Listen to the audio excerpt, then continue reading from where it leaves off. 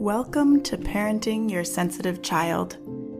Parenting a highly sensitive child can feel overwhelming, and all the parenting books in the world can only get you so far if your head and your heart are out of alignment with your child's.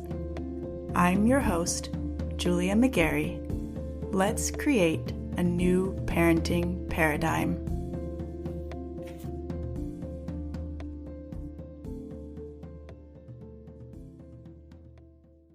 Hey y'all, welcome to episode 99. I want to share a metaphor with you today that's helpful for adults and school-aged kids alike. And just to be clear, I didn't come up with this metaphor.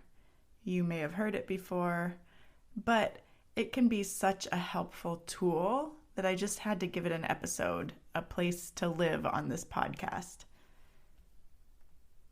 This metaphor is all about allowing your emotions, honoring your emotions, but not being dominated by them.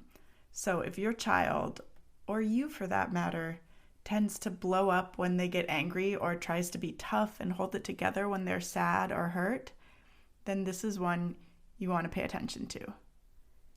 And it's really pretty simple. It's just the idea that your brain is kind of like a car. And the safest, most enjoyable car trips happen when you're thinking clearly, or when the driver is thinking clearly and logically and able to make good decisions, right? Your thinking brain, your logical brain is the best driver. But your emotions really like to drive. They like to jump in the driver's seat and take the wheel. But the trouble is, they're not the best drivers. They may go too fast. They may take unnecessary risks. If your emotions are driving, you're not going to be making the best decisions. But you don't have to make them go away. You can invite them along on the ride. They just get buckled in the back seat. They don't get to drive. So, you can be sad and still go to school. You can be angry and still talk through the problem with your friends. It's not an either-or kind of thing. It's a really helpful image, and it can help you or your child catch yourselves as you're starting to feel dysregulated, as your emotions are starting to take control.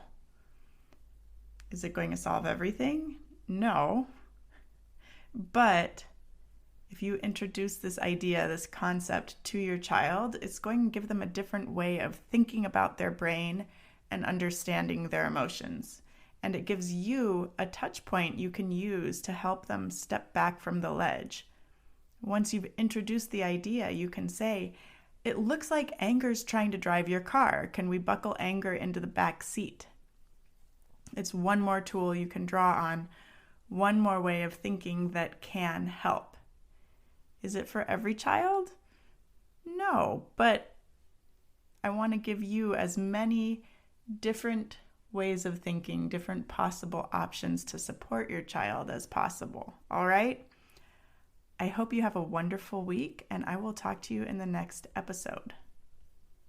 Do you feel like you're parenting 24/7 and you're still not sure your child is getting what they need?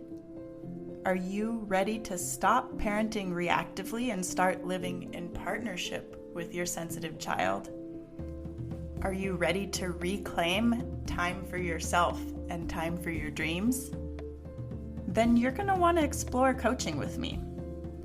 I help my clients tune out all the noise, better understand their kids, build a parenting strategy that meets their family's specific needs, and do the mindset work necessary to implement that strategy consistently without sacrificing themselves in the process. To get started, just head over to partnerpath.com, click on coaching, and get your free consultation set up. Let's get to know each other.